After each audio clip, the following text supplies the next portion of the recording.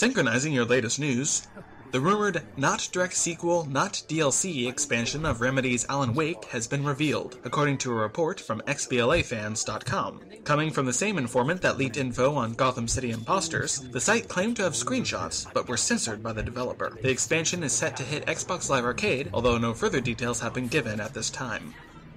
Ubisoft Singapore is getting the jump on the E3 news cycle with its announcing of Ghost Recon Online. The free-to-play tactical third-person shooter will play host to maps that supposedly rival that of console fidelity and rich environmental detail. A release date has yet to be confirmed. The staff at CD Projekt Red, as part of their joint Pre-E3 conference with GoodOldGames.com, confirmed The Witcher 2 Assassins of Kings was being ported over to the 360. The game is planned for the release by the end of 2011. It will include all the content featured in the 1.2 patch of the game soon to be released on the PC version, as well as all previously released downloadable content. Warner Bros. Interactive is taking advantage of the near-endless Cape Crusader hype, branching out their Batman properties beyond Rocksteady with Gotham City Imposters. Playing as average citizens taking on the mantle of either vigilante under Batman or villain under Joker, the multiplayer FPS from Monolith Products will cast opposing gamers in a Team Fortress style of gunplay, according to a report filed by Kotaku. Gotham City Imposters will release on PC, PlayStation Network, and Xbox Live Arcade. No release date has been given. In one of the more surprising game announcements as of late, Majesco decreed the existence of Hulk Hogan's main event for Microsoft Kinect. Developed by Panic Button, players can expect to emulate the famed poses of the wrestling star, learn over 30 of his combos across 9 different environments, create your own wrestling character, and wield, quote, damaging objects including metal chairs and ladders, unquote. The game also supports 2-player tag team. Hulk Hogan's main event will drop an elbow from the sky onto Xbox 360 this fall. In release date news, Magic the Gathering Duels of the Planeswalkers 2012 launches for $10 on Xbox Live Arcade, PlayStation Network, and Steam on June 15th. The manly warfare of Double Fine's mustachioed Trench shell-shocks Xbox Live on June 22nd. Insomniac announced over the PlayStation blog that the first 2 Resistance games will be released as a dual pack featuring multiple multiplayer skins and the Aftermath map for $40 on July 7th. Ubisoft's HD Splinter Cell trilogy, which packs in the original Splinter Cell, Pandora Tomorrow, and Chaos Theory, has been delayed until August 2nd, according to Gamefly.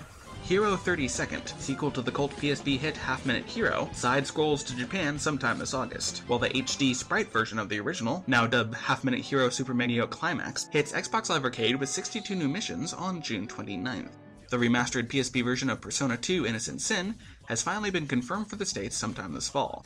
Shinobi will return to 80s side-scrolling form on the Nintendo's 3DS, courtesy of Kryptonite Games this September. And finally, Sega is releasing an extended cut of House of the Dead Overkill on PS3, with 2 new campaign scenarios plus 3D and move support on October 25th in the States and 28th in Europe.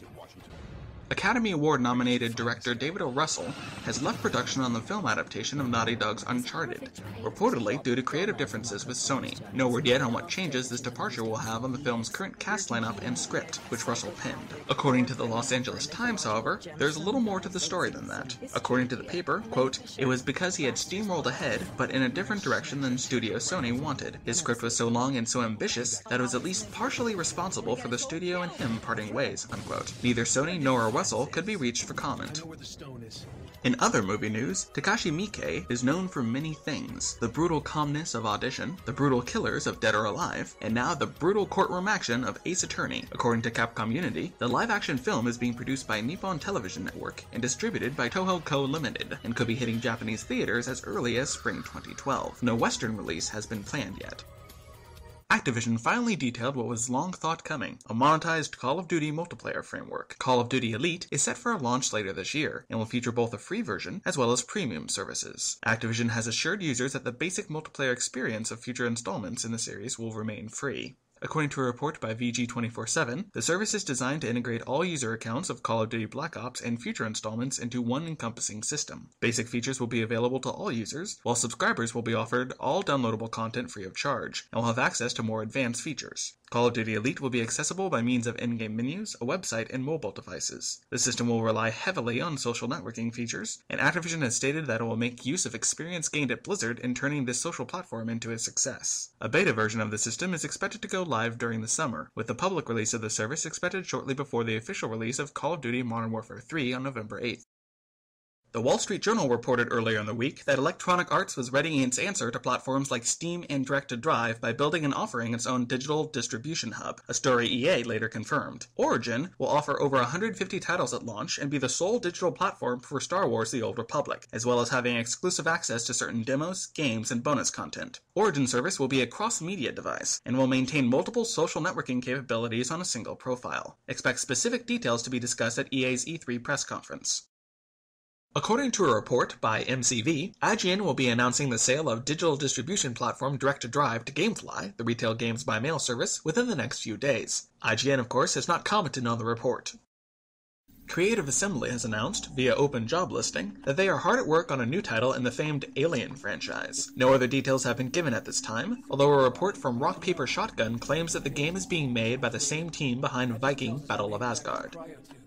Konami had a lot to talk about during its first annual Pre-E3 show, ranging from big franchises to new tech. In news for the company's largest franchise, Metal Gear Solid, Hideo Kojima personally revealed an HD collection of Metal Gears 2, 3, and Peace Walker headed to PS3 and 360 courtesy of Blueprint Games, the same team behind the God of War collection. The up-res games will support trophy data and improved audio, with rumble and right analog stick support. The collection will play host to Konami's new transferring tech that will share save data across platform from PSP to PS3 and vice versa. Similar collections were announced for franchises Zone of the Enders and Silent Hill, featuring the same new features as their Metal Gear cousin. The former collects Zone of the Enders 1 and 2, the latter Silent Hill 2 and 3. A new Silent Hill title was confirmed to be in production for the NGP, although nothing is currently known beyond its subtitle, Book of Memories. Silent Hill Downpour also got a new trailer, revealing a delay until winter 2011.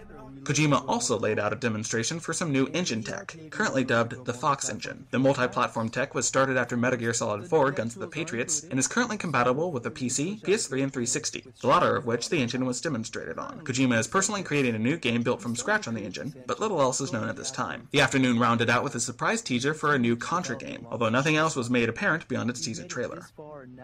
Been a long time coming, but Sony officially brought back the PlayStation Store a little after 10 p.m. Pacific Standard Time on June 1st. And this past Friday, June 3rd, the store saw the first of its twice-weekly updates. For the full list of new store items, head over to elder-geek.com.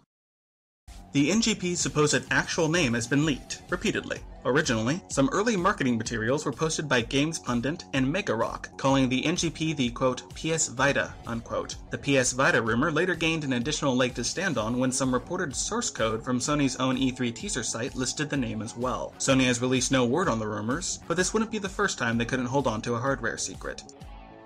Speaking with investors in a conference call earlier last week, Sony's executive vice president has confirmed that the company is actively working on a new platform. According to Eurogamer, Sony confirmed the existence of the new platform when asked to account for the significant increase in research and development expenses. The new console is expected to be a departure from the high-end, high-price model Sony had been working on this generation. There are rumors that Sony is also working on reducing the RAM output of the NGP to lower costs to compete with Nintendo's 3DS.